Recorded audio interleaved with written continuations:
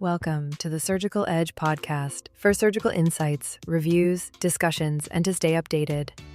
Let's dive in. Welcome back to the deep dive. Today we're tackling something that I think every surgeon faces. Those incredibly tough, ethically complex situations with patients right at the edge of their physiological reserve. Exactly. We're talking about profound frailty, multiple serious illnesses, or just overwhelming sepsis. Scenarios where the default, operate at all costs might actually cause more suffering than the disease itself. It might. And so our mission today for you, the clinician listening, is to build a practical framework. We want to help you navigate these conversations about resuscitation, about treatment limit, And about palliative care. and about palliative management. It's all about making sure our skills serve the patient's values. The goal here is to give you the tools to lead these discussions with competence, but also with real compassion. But before we jump in, we do have to cover something important. Yes, and this is crucial. We have to state very clearly that this content is for your reference, for educational purposes only. It's not a substitute for clinical judgment. Not at all. You must always adhere strictly to your local, institutional, and national guidelines. Please always follow your local protocols. Right. With that necessary context set, let's start with the ethics. We all know the 4 pillars, but in acute surgery, they can really pull in opposite directions, can't they? They certainly can. I think the legal focus and the ethical one really has to be on respecting patient autonomy. That means we have to be proactive. Proactive how? By finding out what the patient wants before you're in a crisis. The guidance is clear. You discuss realistic outcomes, and I mean the non-ideal ones too, and you meticulously document what you've agreed. Okay, but what about the patient who can't tell you? The one who's too sick, too confused? That's so common in these emergencies. What's the legal hierarchy then? It's very strict. If the patient is competent, their decision is king, full stop. If they're not, you look for an advance decision, a living will, or a legally appointed proxy, like a welfare attorney. And if there's nothing? Then the burden falls squarely on the senior clinician. And you have to act solely in the patient's best interests based on what you know about them. And that decision, well, it needs input from the whole team. This brings us to a really critical point, one that institutions sometimes get wrong under pressure. Blanket policies. Oh, this is the aha moment, isn't it? This is what everyone needs to get. DNAR, or ceiling of care decisions, must be individualized. So, no, everyone over 90 gets limited care rule. Absolutely not. That is explicitly unlawful. Your rationale has to be specific to that patient, their clinical picture, and why an intervention would be futile or cause unacceptable harm for them personally. That detailed note is your legal protection. Okay, so let's dig into do not attempt cardiopulmonary resuscitation, or DNACPR, specifically in a surgical context. When is it appropriate to even start that conversation? It's appropriate when the risk of a cardiac arrest is high, and crucially, when CPR itself is very unlikely to work or would cause devastating harm after the fact. You're talking about the procedure itself, like a ruptured aneurysm, versus the patient's underlying condition. Both. You have to weigh the stress of the operation against the patient's, limited physiological reserve from all their other health problems. The timing on that is it's so hard. For an elective case, sure, you can do it in clinic. But what about the emergency patient at 2 a.m.? Do you operate first and talk later? In a true emergency, yes. You stabilize and you control the source of the problem. But that conversation needs to happen the moment they're stable. Maybe it's an hour post-op in the recovery room. And what do you say? You have to be explicit. Explain what CPR actually is, not the version they see on TV. You talk about the very low success rates in their situation and the high risk of terrible outcomes, like severe brain injury or being on a ventilator forever. And it's so important to stress that it's a specific boundary, not just stopping all care. That is a crucial distinction. A DNACPR order does not mean we stop treating their sepsis or their kidney failure. Many high-risk operations can and should go ahead with a DNACPR in place. As long as the team agrees. As long as the surgical and critical care teams agree the surgery's benefits align with the patient's goals. It just means if their heart stops, we won't start chest compressions. So back to that 2 a.m. emergency. If the patient arrests on the table and there's no DNACPR order, the default is to start CPR. How do you stop a junior doctor from just jumping in when everyone in the room knows it's futile? That's where pre-op huddles and rapid documentation are so vital. If the patient can't participate, the senior clinician has to make a rapid best interest assessment and document a temporary plan. a temporary ceiling. Even if the family meeting hasn't happened yet. Exactly. The team needs that documented rationale to justify not starting what would be a futile and undignified procedure. Otherwise, legally, the default is to resuscitate. And this can't just be a tick box exercise. No, it has to be a living document. The decision, why you made it, who was in the conversation, it all has to be on a standardized form, like a respect form where everyone can see it. And you have to review it.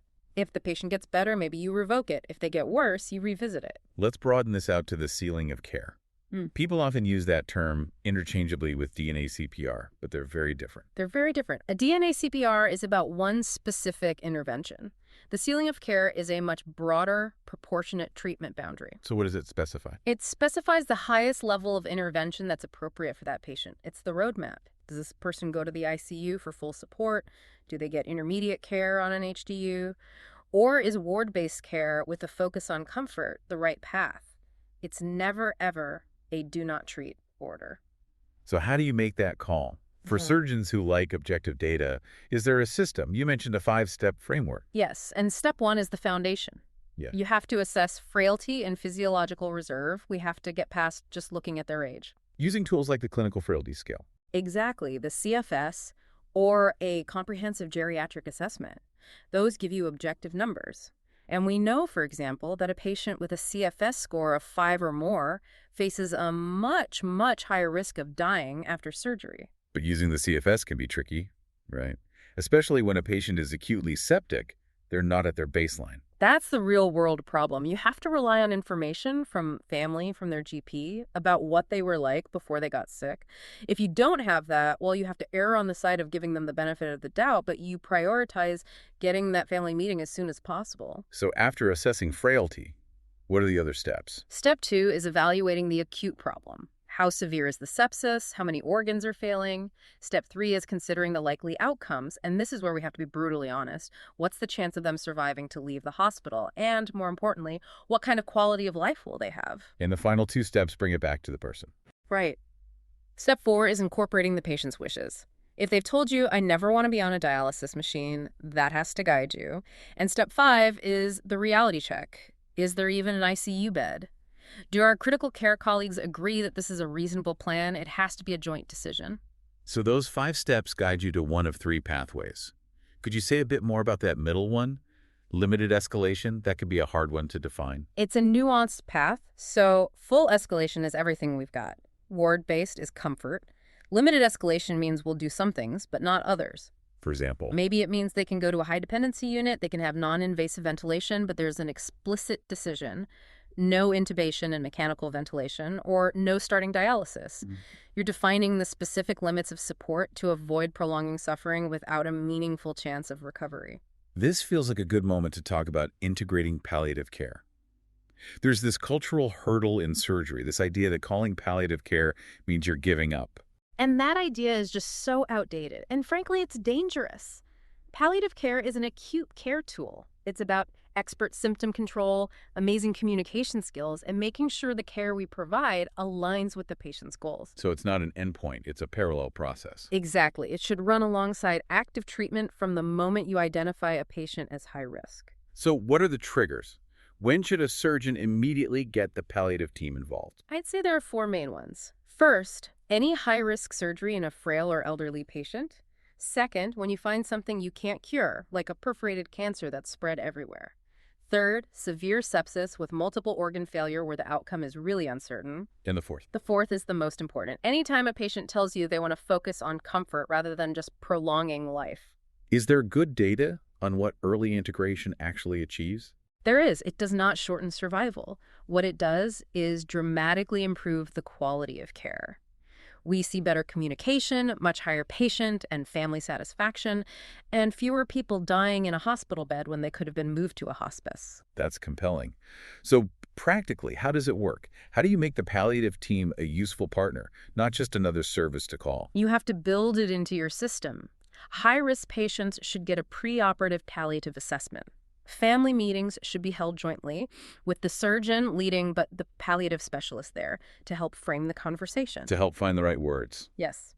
They're experts at shifting the focus from we're stopping treatment to we are actively going to treat your pain, your nausea, and protect your dignity. because symptom control becomes the #1 priority. What are the key tools surgeons need to be comfortable with for that? The focus is 100% on comfort. That means being confident with multimodal pain relief, often including continuous opioid infusions. And opioids are also brilliant in low doses for managing that awful feeling of breathlessness. And agitation. Agitation and delirium are incredibly distressing. For that, you need low-dose benzodiazepines or antipsychotics. And don't forget anti-sickness medications. If you don't manage these symptoms well, you guarantee a bad death. Let's talk about that final transition. What are the clinical signs that tell the team, okay, we're now moving from trying to cure this to providing purely comfort-focused care? It's usually a failure of our best efforts. The surgery has controlled the source, but the patient is still getting worse. The organs are still failing despite maximal support.